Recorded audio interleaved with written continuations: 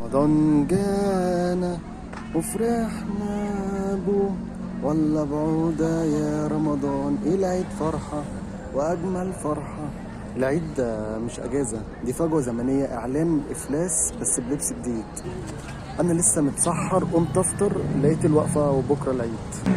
هو في يا جدعان، هو حد عامل لنا سبيد في حياتنا؟ أول يوم تصحى بدري مش علشان نشاط وحيوية، لأ علشان مش فاهم أنت صاحي ليه. عقبال ما تسترجع ذاكرتك تكتشف إن صلاة العيد وهي مرة واحدة وملهاش إعادة.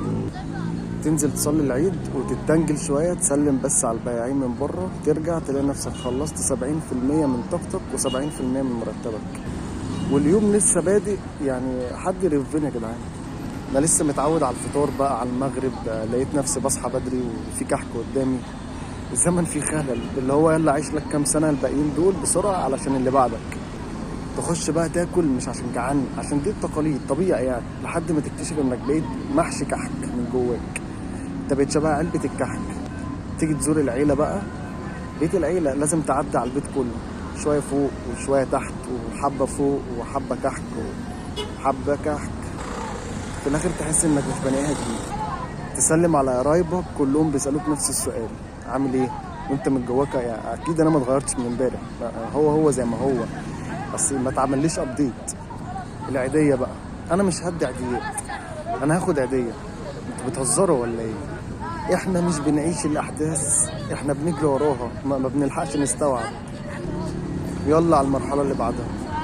تاني يوم تفقد الاحساس بالوقت، مش عارف ده صبح ولا ليل، ولا انت دخلت مرحله تانية في الحياه، انت دخلت البلاك هول. تالت يوم تيجي بقى تحن للشغل، والله الشغل عشان تحس ان في نظام في الكون. بس لا، انا ما بحنش عشان ما اكونش كتاب. رمضان كان لسه بادئ وفجأة بقى ذكريات، وهي ذكريات. طب انا عشت امتى يعني؟ العيد يا جدعان مش اجازة، دي فجوة زمنية. المشكلة مش ان الوقت بيجري، المشكلة اننا بقينا بنتفرج عليه وهو بيجري. يعني تحس ان هو فيديو يوتيوب ومش عارفين نوقفه، واللي بيتفرج زهقان فعمال يعمل ايه سبيد للفيديو. بس كده كده العيد حلو، ورمضان طبعا جميل، اجواء جميله. انا بهزر عشان اللمه، كل ده هزار طبعا. انت بقى حاسس ان الوقت بيجري كده، ولا احنا يعني اللي بنجري، ولا انا لوحدي، ولا ايه؟ مش فاهم.